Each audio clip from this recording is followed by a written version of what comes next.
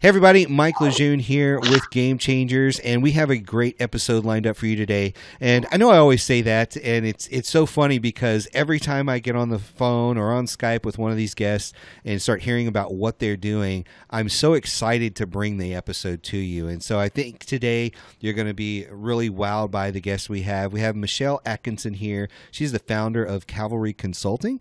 And I want to first off welcome Michele and turn it over to her just to tell you a little bit about herself and what she does over there. Thank you, Michael. I'm thrilled to be here. So first of all, I really appreciate the invitation to be on the show today. So a little bit about me. Cavalry Consulting is my business. I founded it 3 years ago, but it was a while to get here. And one of the most exciting things about government contracting and proposals in general is the fact that a lot of people don't like writing proposals. And I call myself a little bit of a unicorn because I love it. And I go to these conferences, I go to SAME, and it's where I actually met Josh. And people come up to me and they say, "You write proposals?" Mm-hmm. "Oh, I'm so sorry. I'm so sorry. I feel so bad for you." And at first I wondered, what's up with that? Why do you guys say that to me? Yeah. This is when I was brand new into the industry. And I've always seen it a little bit differently. And I wondered, well, why are people making it so hard? And I've always had a different view about that. So I think it goes back to how I got into this, which is, what you asked, and I'm excited to kind of share. I'm a military spouse. My husband is active duty Air Force. And I've grown up being, I was always told I was really smart. And I graduated magna cum laude. Every job I had as a teenager, I was able to just go get it. I never had to work very hard to get it. And going and getting a job I kind of relate it to writing proposals. And I'll kind of explain why that's important. When I married my husband, I quit my job that I had and moved across the country. And it was the first time that I wasn't able to get one. I didn't live in the right place. I had a different address. I was applying for these jobs. I had what I thought was great experience, and I applied for probably 50 plus jobs. Wow. And realized that people didn't want some random person applying that didn't have the same address, that it didn't make sense. I was a military spouse experiencing this military spouse employment issue that you hear so much about these days.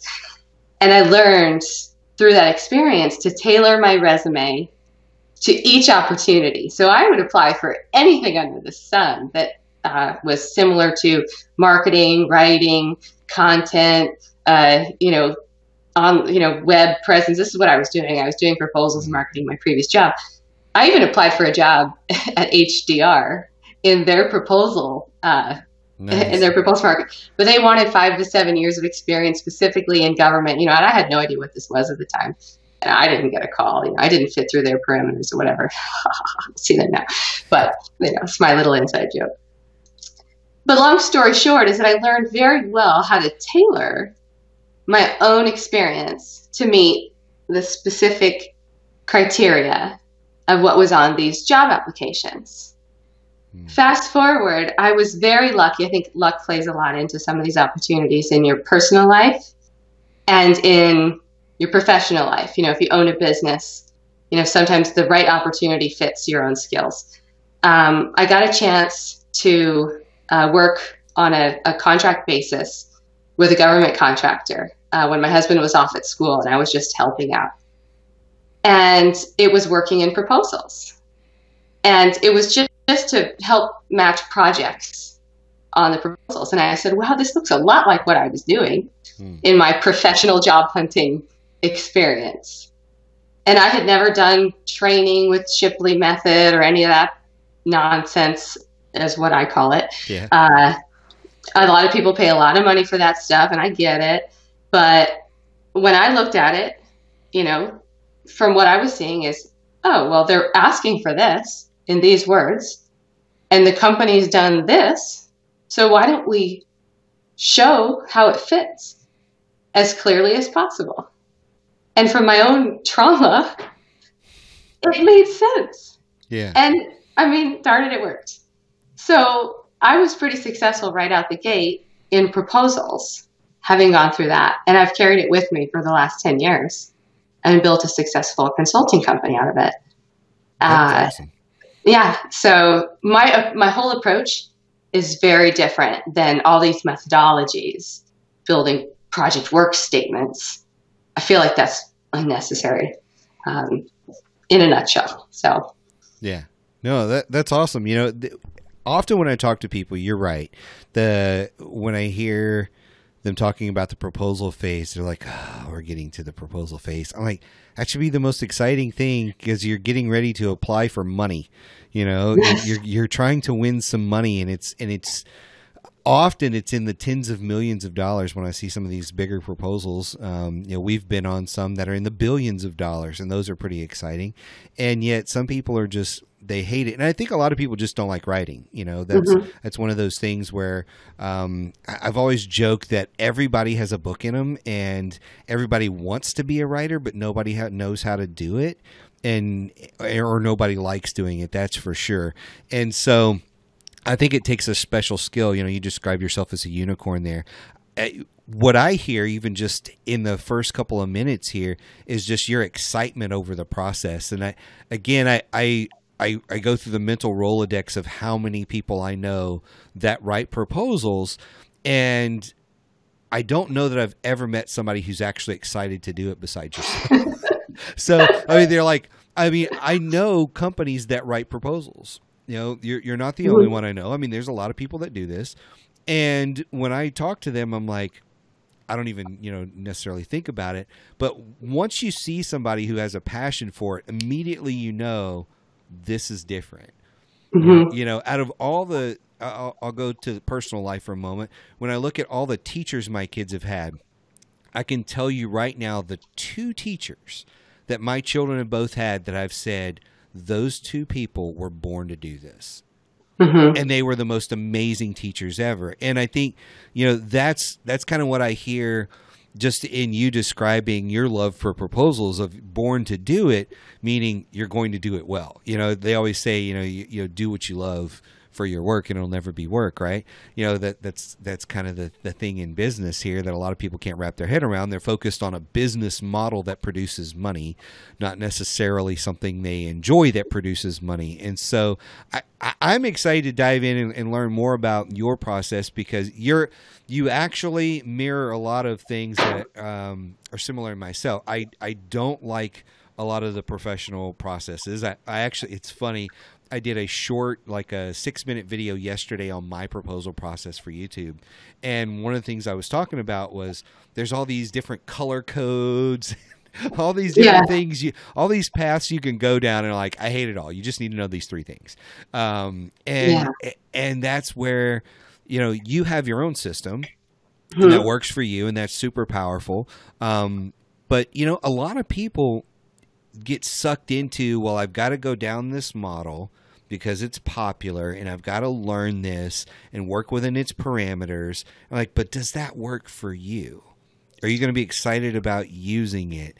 Is it going to, meet your client needs and all that sort of thing? And so it's just really, really interesting to see your passion out of the gate on this. And to even hear the struggle of going from, having no issues getting jobs and knocking them out of the park to the struggles to learning how to write your resume like it's a proposal almost, if you will. So that's interesting stuff there. So you talked a little bit about this, but I'm going to have you dig a little deeper here. So you wound up on a project where you're doing some government contracting.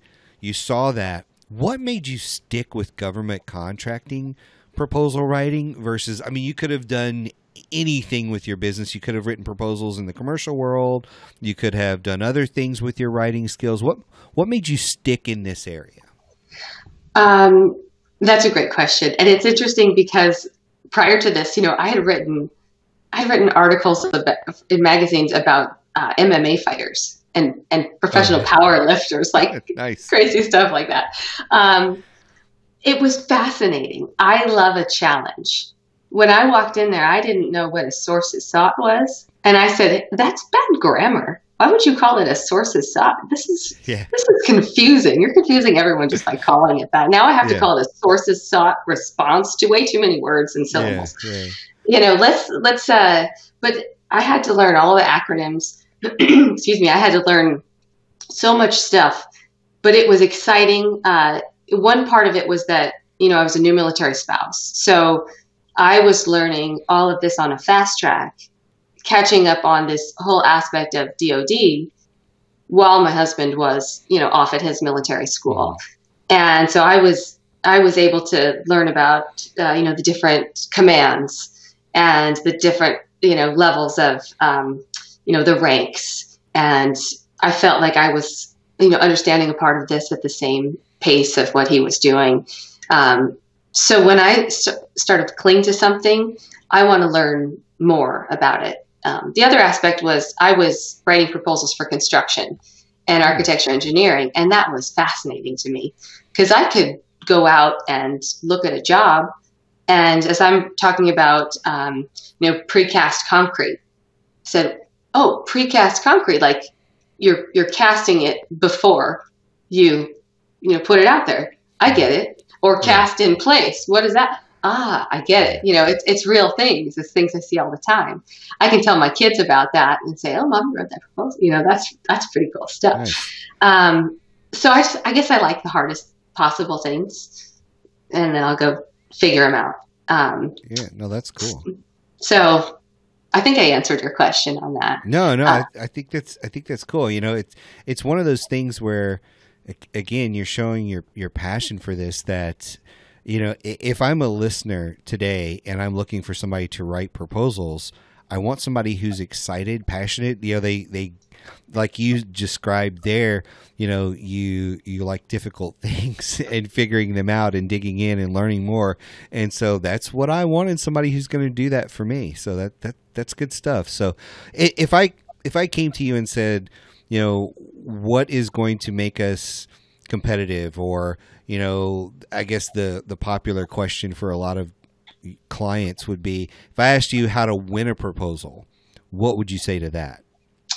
Well, I would have to figure out a lot of details about your company first, because there's not just one overall answer. Mm-hmm. But there's a lot of pieces that come along with that.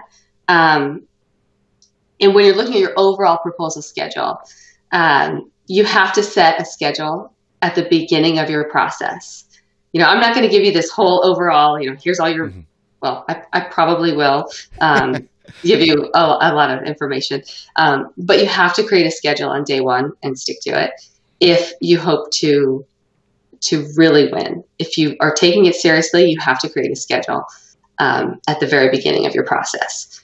When we see mistakes being made in proposals, it's because somebody will decide that they want to go after something, and then they'll put it off, or they won't start attacking those milestones that they need to do until the very end. And then maybe edits or material will come back a couple days before it's due. If changes are being made, you know, the day that something's being printed, which everybody says that they don't do, but they do it. Yeah. Even when they hire a proposal consultant, they're making changes the day that it's printing.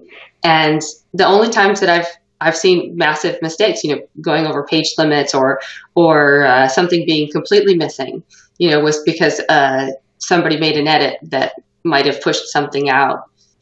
And that can happen. And then, you know, 6 months later when it's evaluated, it's like, why didn't we have that in there? And I keep track of everything. I love analytics. I have to know. Yeah. So I can go back and send a detailed email that says, well, this happened, da, da, da, da, da. And then when I go find that, oh, well, we made all these edits on the very last day. And, you know, by that time there was no control, and you just had to get it out. And so by all means, my one piece of advice, get your schedule set and make sure that you have plenty of time to review and edit. Other things that I would say if you want to win, read the entire solicitation from front to back. Read it more than once. Make sure that you understand everything that's in there. Don't just skip to section L and M. Naturally that's what you want to do, especially if you have a large team that's reviewing it. You might have some of your stakeholders just reading section L and M, but you're going to miss some important pieces in there. One of the secrets that I do is I will make sure that I review all of the clauses that are in there by reference, because, I take it upon myself to make sure that I understand the FAR, because the FAR is dictating your contracts. And they're going to put in clauses by reference. And this is something that you get with the government that you're not getting in your commercial contracts. And I've seen them put in references. And here's the secret to all the listeners. The government loves to copy and paste. Yeah. So sometimes, and I know that you might have listeners that work in the government. And so, not to be offensive or anything like that, but sometimes you might have like the lowest person on the food chain that is putting together the RFP, and they've got a timeline to get these things out, and then we're rushing, at the year end, and not everything gets reviewed as fast as it needs to be reviewed, and some things get in there. But it's our job as the contractors or as the consultants to make sure that we review the entire solicitation and ask our RFIs early. It's my other piece of advice. Don't wait until the last minute to ask all your RFIs and then cross your fingers and hope for an extension, because you're not helping anybody by doing that. Right. Ask them all early, because you might find that clause that's going to say something crazy, and that could affect you. So make sure that you see all those as well. Yeah, no, that's really good advice, and it's funny that you mentioned that, because I do see a lot of people that only skim for certain sections, and it's like, why would you not read the whole thing? It's how important is this contract to your business to not read the whole thing? You're like, oh well, we know what they're going to say in this area. They copy and paste, so we know what they probably said. You know what they probably said. You don't know what they said. This is a big deal. What if they accidentally copied and pasted the wrong thing, because no one's flawless, right? Yeah. And you need to go back and ask, did you really mean, X, Y, Z, because we don't think, you need that, a swimming pool in the middle of your concrete or whatever, they accidentally pasted, so it's good to double check what the government's doing and to understand and make sure you should even be working on the proposal. I've seen that where people have no business working on a proposal, or something will come up and they're like, oh, where did that requirement come? Oh, it's been in the thing the whole time. You just didn't read it. And had you known that, you would have taken yourself out of the process months ago, but now you've wasted thousands of dollars and man hours on something you shouldn't have been working on. So that makes a lot of sense. So from your perspective, when you are writing the proposal, what's one of the most important parts that you would tell people to focus on? The most important part to focus on is the evaluation criteria. A lot of times I see people starting with the scope of work. And obviously you need to look at the scope of work to see if it's something that you can do, but you can't stop there. In a go, no-go evaluation, companies will usually say, oh, this is right up our alley. That's the term. This is right up our alley. This is our bread and butter. This is what we can do. You have to then go to the evaluation criteria. And instead of saying we can do this, say, can we win this? Yeah. If you can't win it, then don't bid on it, especially if you're working with a consultant. I don't want to take your money if you can't win the contract. Right. So if you have if you can do it, but you can't win it, don't call me. Right. Because I don't want to take your money if you can't win. And what I mean by that is the evaluation criteria is going to be either lowest price technically acceptable, or best value, or it's going to be qualifications. If you're doing an SF330, it might be price only, or some other ways of doing evaluation. But from there, let's say it's best value. Now we have a ranking from that. So then they're going to go further. And a lot of people might stop initially and make their go-no-go decision just saying, oh, it's best value. But then they're going to say, Technical is more important than your experience, is more important than your management, is more important, yada, yada, yada. And then when you read all the way down, it says all of those things are the same weight as your price. And really what that means is that if you can't get a competitive price, that's half, that's 50% yep. of all of this. So you're going to put in a month of work for all of these factors, knowing that your experience might be the most important. So we're going to send out 10 PPQs. We're going to prepare 10 project sheets. We're going to make sure we highlight all the relevancy on all of these. But if your price is going to be the second highest out of 30 bidders, then let's just throw this away right now. Right. Because, there's going to be one winner on a SATOC of 30 bidders, and it's not going to be you. And the price really is half of it. Yeah. So that's where it goes. Yeah. So, we were talking before this, and that what you said reminded me of a question here. And we were talking before this about you being an entrepreneur and going after things the way you go after them. And do you see yourself in a lot of situations where they can't win? They've come to you. They've dug the hole at this point. They've dug the hole of coming in. They can't win, given some of the criteria that you're telling me. How do you rescue that, or what advice do you give to a client when you're looking at it saying, there's just no way we're going to win this? I could write the best proposal in the world. You don't have the right experience. You don't match this. You don't match that. You don't check this box. How do you coach them as an entrepreneur through that process? That's a really good question. So a lot of the clients that we work with them on an ongoing basis. And typically they'll come to us to help them evaluate the opportunity before we do the proposal. And as soon as we identify that it's not a good fit, then we will tell them it's not a good fit. And they know that of us by now. And I was actually told by some of my mentors when I started my company, not to do that. I said, if somebody wants you to write the proposal, write the proposal. Just write it. Like somebody's coming to you, with cash in hand, hey, write this for me. Then, why would you turn it down? And, that's part of just my belief that, I don't want to go in a sinking ship to say that you can't win this. Right.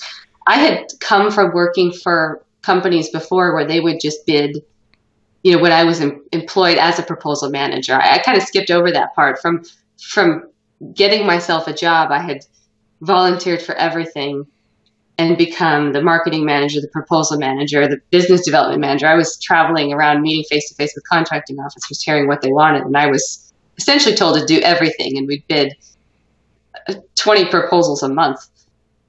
And we just throw stuff against the wall. So I knew when I was doing losing proposals. And it's a part of that trauma as well, I guess. But I tell these companies, I don't think this is a good one. And they say, okay, well, help us evaluate the next one. And we have a lot of repeat clients simply based on that. And so that's a big part of it. Yeah. Well, it's kind of like, well, how dare you have integrity? You're dealing with the government. How dare you? And again, whether you're a government employee or not, or contractor, and take that for the grain of salt it is. We see things in the government that can be very interesting. We'll put it that way and move on. But I know exactly what you're talking about when it comes to mentors or other people that just say the famous philosophy, and I don't remember if it's Richard Branson, he might be the one who says, when you get hired to do a job, just take it and learn how to do it later, right? And there's something to be said for that, but there's also taking a job that you're going to fail. And we don't do that either. I think we have probably won more business by telling people, no, you shouldn't do this, than by just taking contracts. And it's funny, people come to us all the time, and our firm, RSM Federal, is a traditional consulting firm. We do a lot of consulting and advising, but we also do like GSA schedules, 8A applications, HubZone, WSB, SCVOSB applications and all that kind of stuff. And it's so funny when somebody reaches out to us and I tell them, I'm going to give you 2 pieces of advice right out of the gate.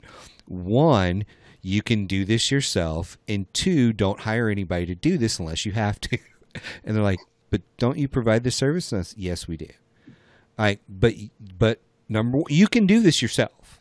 And I just want you to know there's no mystery behind it. I just want to be upfront and honest with you. Now, if you don't have the time or you don't want to navigate it on your own, then absolutely hire us and we'll do it for you and we'll knock it out, because we've got someone who's the unicorn, like you're talking about earlier, who the guy just loves doing these applications. I don't know why he likes to punish himself like that, but he does, and he's very, very good at it. But that's just one of those things where just a little bit of honesty and integrity, I think, really go a long way. And this is just, to me, again, we were talking before the show here of the practical business advice for even the government contractor, because I've seen that too many times too, where when I was in bigger companies like General Dynamics and GTE and the companies that don't even exist these days, GTE doesn't exist anymore, but where we would be like, sure, we can do that. And somebody would come back and go, hey, does anybody know how to do that? They're like, I don't know. Is that even possible? We don't know. But we just signed a contract, for X number of thousands or millions of dollars to go and deliver this. And, it's really easy to burn your reputation that way. I think the other thing, to me, again, I'm sharing this for if you're listening and thinking, well, I'm just gonna punch out quantity, not necessarily quality. I think it's easy to burn out your proposal team on this, and even your team in general. Like, how many people like to lose every day of their life? Like, there's not many, right? Like, and so I would rather look at it and say, hey, the odds are we're going to win this and do 5 proposals in a month versus 50 just hoping to win 5. Like, I think 45 losses in the month would be really hard to take on just like your mental health, if you will. That's a lot of losing for somebody. And so not just chasing those, to me, is a big deal. So I don't know. You have any thoughts on my ramble there? Oh my gosh, I have so many. When I was working as a proposal manager and doing, and traveling for business and doing all those proposals, we had going after those losing pursuits, knowing they were losing. I remember being asked to go after something that had, it required airfield paving by the prime contractor in order to be relevant. We didn't have airfield paving. And they said, well, go ahead and put it in from a sub. I'm like, well, you can't do that. I'll do it anyways. So knowing that it was losing, I mean, I had to pull all-nighters to get this thing done, and in addition with everything else. And it's like, I wanted to quit. I wanted to go find another job. I wanted to leave the industry entirely. So I know exactly what you're talking about. I'm sure that there are hundreds of other people in that situation right now that know exactly how that is. But when you're employed, you don't get to walk up to the president and say, I'm not going to do that proposal. We can't win it, because they just say, well, I'll do it anyways. You're on a salary. Yep. They can tell you what to do. But that's what's so great about being in my position, is that I can tell a company, no, you don't get to bid that, because it's not worth your time and money. And so it's great to be able to say no. Yeah. Yeah. In that same sense as well. Yeah. Well, I think a lot of entrepreneurs, and tell me if you feel like this, that you would back up this thought here, is I think a lot of entrepreneurs think they have to go out and win everything because they feel very needy. Or like, hey, I've got to go do this because, we need the money or whatever it may be. And they're just kind of chasing their tails. And a lot of times I tell people, if you'll just slow down and focus on what your core of your business is, and focus on, like I was saying earlier, instead of doing 50 proposals, focus on 5. How much more time do you have to invest into other business development, or into your team, or your mental health, or all these other areas of your business? And they don't see that. They just see that as, I've got to go 100 miles an hour until we get up and running and I make it big. And I'm like, you will make it big way faster if you slow down. And that's such a hard concept for a lot of people to slow down. You talked about with your business, it took a while to launch, that kind of thing. And I see so many people that just dive in head first and they struggle for 5, 8, 10 years, if they even make it that long, before they really have their breakthrough. Because again, they're trying so hard and they're trying to do so many things, versus slowing down and getting focused on what you should be doing that really, really well, and then adding something to it, and then doing that well and adding something to it. Where they're just chasing their tail all the time. And so I don't know if you see that a lot, or what your thoughts are. Yes, that is so great that you say that, because I work with so many contractors, so many small businesses especially, and I get to know their businesses really well when we're doing their proposals. And I can tell you that from my experience, the ones that have really found their niche that they're working on, and they're focusing in just that one area. There's some companies that I work with, they say, oh, we submit, I don't know, maybe 4, 5, 6 proposals a year. And they're really big ones. And we know that we've got, a 70% chance of winning it. And that's all we do. And we're really successful. And there's some companies that, we might work with a few times, and they aren't as organized. They aren't as structured. They're chasing everything in that pursuit of growth. And you can tell that the management is a little bit less structured. It's a little bit more crazy around there. And we really have found that we work very well with those companies that kind of align with our values and, and our ethics. And there's a marked difference between the companies that have focused on where they're successful, they bid less, they win more, and the ones that are chasing everything. And there really is 2 different types. And the ones that know how to say no are much more successful, and their personnel are happier because they're not bidding on everything, and they might even have more contracts. I'm not looking at their books, but their growth has been, they've been doing very well in that regard. And you just can't put a price on happiness. I know it sounds so cliche in so many ways, but you just can't put a price on it, and you can't put a price on your integrity, your reputation in the market. You just can't put a price on it. And I love it when people come to us and say, we're reaching out to you. We want to work with you on XYZ. And they close really fast. And after they close really fast, I talk to them about, why'd you close really fast, and why'd you choose us? And because you've always been honest with us. You've told us no more times than you've told us yes about even working with us on a project, or you've referred us to certain people. I had a conversation just yesterday. Somebody says, hey, do you do proposals? And I said, no, we don't do that. And they're like, well, do you do this? And I said, no, we don't do that either. Well, do you do? No, we don't. And I'm like, and then every question would come back. He was digging in deeper. What do you do? How can you? And we're going back and forth at this point. And it's, instead of just saying, yes, we can do, oh, somebody wants to give us money, let's just take it. Let's just take it and run with it. Let's do something we don't like. That's just the small business mentality. And I get it. When you're small, you want every dime because you like to pay the bills, keep the lights on, groceries, all those kind of cool things. But I just think a little bit of discipline goes a really long way. So back to proposals for a moment here as we start to kind of wrap things up.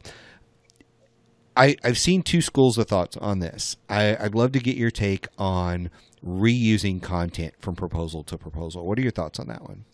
Yes, that is something that I think is definitely important. If you're rewriting a proposal every time you do it, you're going to take a long time to do it.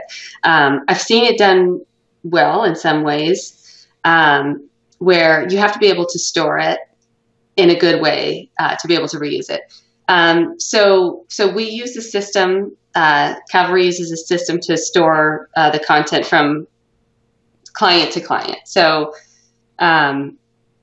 you're not just necessarily going back to each past proposal that they have to go use it. I've seen it done poorly in other ways where you have like the previous client's name in it. You would never want to submit if you're reusing content. I guess my biggest advice, without going off track, my biggest piece of advice, if you're reusing content, in a nutshell, yes, you should do it. You have to tailor it. Tailor it, tailor it, tailor it. Have your boilerplates. If you're talking about quality control, if you're talking about, your introduction to your company, have those. And then make sure that you're going back to the specifications. You're going back to the scope of work. You're going back to how does the agency, how does the contracting office, how does the end user, how do they like to be referred to? And you're tailoring every single paragraph. Yep. So they feel like you're talking to them. So nobody knows that you're using a boilerplate content.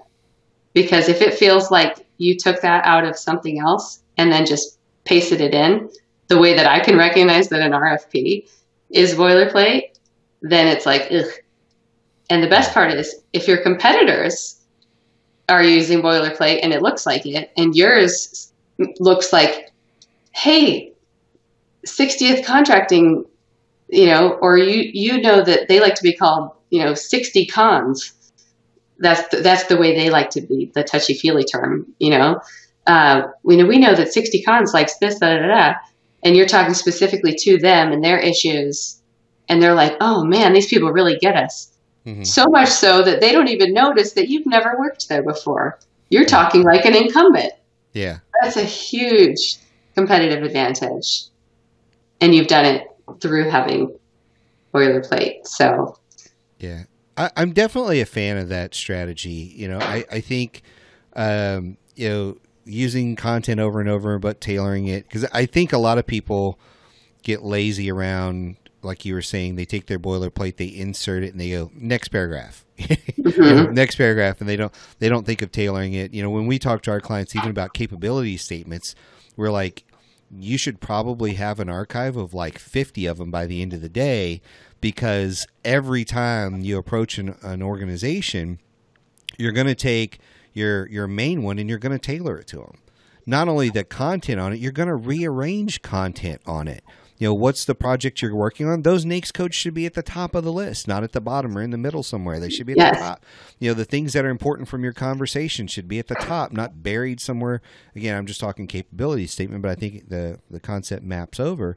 We even talk about the colors. If you're dealing with the Air Force, you should be looking at those blues and grays and whatever versus submitting something that's on the Marine color scheme. Like, why not tailor? Why would you have, a big warship on the back of your thing if you're talking to the Air Force? Why not have some planes or whatever? Just take a few minutes to make it special just for them and stand out. Again, just so many that have the generic graphics, the generic just everything, and it doesn't speak to anyone. It just speaks to the fastest possible RFP submittal that you could get. That's really what it shows. That's a big thing. So as we wrap up here, hit a couple things for me on the way out here. Talk to me about some common misconceptions. If you've got some accomplishments you want to share with us, and then any final thoughts you have. Yes. Okay.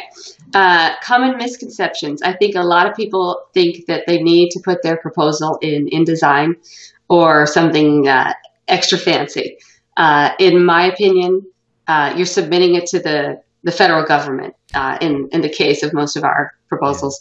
They literally say in most of the RFPs, do not make this excessively fancy, overly designed use of graphics. That's not the exact wording, but they tell you not to do that. If it's going to take you an extra couple days to put it in that design, and you're, unless you're Lockheed Martin or somebody and you've got a staff of 100 people, why are you doing that? Is it going to help you win? I would focus your efforts on your content and not putting it all in InDesign. You can make a beautiful proposal in Microsoft Word, and then you can focus on editing and having time for your reviews. They put their RFPs in Microsoft Word. So just the same way you dress for an interview, the way that your interviewer is dressed, Yep. Respond back in a like format. That's my advice. I like that. Also, a lot of companies say, hey, let's put in some extra information to tell them about this in our proposal. Throw in this. Don't do that. If they didn't ask for it, don't put it in. Give them exactly what they asked for in the format that they asked for. Use the number formatting to match the paragraphs of the RFP.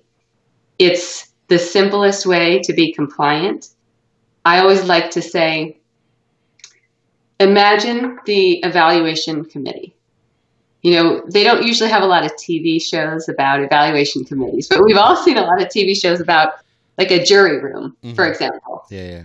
So I always think about it like, I've never been a contracting officer. I've never been on a source selection evaluation board, but we do have one of our writers at Cavalry who has been a source selection evaluation chair. So we run a lot of our stuff by him. But I like to kind of think about a jury room and think about, all your people sitting there in the jury room, and they come from a lot of walks of life. I mean, in our case, most of them are engineers, but I've been told, imagine that any of your evaluators could be any engineer from down the hall, if you're submitting to the Corps. So you have to write to any of them, not just the people that could be on your project. But you're trying not to irritate these people. You are human beings. Yeah. So don't just say whatever you want to say. Make it easy to evaluate. So I could have a whole other thing about this. I'm not going to go on too long. But always imagine that they've been in there for a week with the door closed and they just want to go home. Yeah. So how do you get them to just say, I like this proposal better, in accordance with all the rules? Make it easy to evaluate and put yours above the rest with a human being who wants to go home. And it means don't make your text really small all the way out to the margins. They might wear glasses and not be able to read it and just go, oh, I don't like these people. They're annoying me. And then the other quick, I don't think it's a misconception, but we were just talking about airplanes and ships. And I wanted to throw in a quick little value bomb related to that. You can go to any of the websites for the military bases, and they post images. I'm giving away one of my secrets right now. I probably shouldn't do this, but I figured I would because this is a great podcast and I like it. So you can go to any of the websites for the bases or the posts or the camps that you're bidding to. And they post all these images that you could use. It's for media. So if someone's writing an article about the base, high quality images. And I go there all the time to get, awesome pictures of KC-135s and everything. If I'm bidding to, Tinker, you go get these great, or McConnell, get a great picture of these planes, put it on the cover of your proposals. And, they want to see themselves. Yeah. They don't want to see you. Go give them a picture of their own plane. It's great. Yeah, that's just the best form of flattery. And, it's, I don't know if this will date me a little bit. I'm not that old. I just turned 43 last month. But I remember when my kids were little, and my parents used to do this when I was little, they take you to Sears for the photos shoots. I don't know if you ever went on one of those photo shoots or took your kids, but you take the kids for the photo shoot. You go through and you take all the photos, and then they give you your order, but then there's all these extra photos of, hey, we also had all of these that you didn't order. And no parent wants their stuff to go in the trash. They want it all. They want to keep all those photos. And I think everybody's the same way. They want to keep all their babies. And I look at like these planes and ships and all that. That's their babies. They gravitate towards that one. They don't want that one to lose, when it's got their stuff on it. And so there's something about our human nature that sees our stuff, whatever our stuff is, and says, I like that. I like that. I can speak that language. One of the the little exercises I used to do in some of our workshops was I would always say, everybody pictures things differently. This is why you have to use people's words exactly. So if somebody says helicopter, you can't say CH, blah, blah, blah, whatever. You need to say helicopter. And the example I would always give is if I say the word helicopter, what image do you get in your mind? Like right now, there's an image in your mind based on the word helicopter. And if you're listening, like go through this exercise with me. What does the helicopter look like that you have in your mind based on just that word? And we all have a different one. Like I'll ask you what yours is in a minute. But when I say the word helicopter, I actually, it was the best Christmas ever when I was a kid. It was like I think I was 7 or 8 years old. And my dad bought me a First Cavalry helicopter, and it was like this big, like 2 feet long, and it was the coolest thing. It had 6 blades on it, had a little winch that would crank down. It's one of my favorite all-time toys ever. So if somebody says the word helicopter, that's what I think. When I say the word helicopter, what did you get in your mind? So my family and I have been playing the game of life on my iPad lately. Yeah.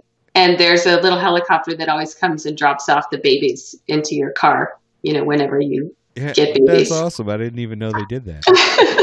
Well, so here we're 2 people talking about the same thing, similar business that we're in. I say one word that should be fairly easy for us to kind of relate to, and we have 2 totally different concepts. I guarantee you, everybody listening to this podcast, when I said the word helicopter, you have a different concept in your mind, a different vision of what that is. In fact, if you want to email us in, I'd love to hear what those were. That'd be a fun exercise. But I think that is one of those things I see with proposals. People get in there and they see something and they go, that is technically called this, and they go down a rabbit trail of talking about it using another phrase, another word, and you're not speaking the same language anymore. You've gone from speaking English and English, or apples and apples, to you're now speaking apples and oranges, or English to Chinese, or whatever you want to call it, and you've just torpedoed yourself in the business by changing the language and assuming it means the same thing, because it's changed the mental image in that evaluator's mind. And I think that's a big thing. I almost don't even know how we got there, but that's a big thing that I see people do. They use their own words instead of the client's words. They don't speak their language. So anyway, just my 2 cents on the proposal process there.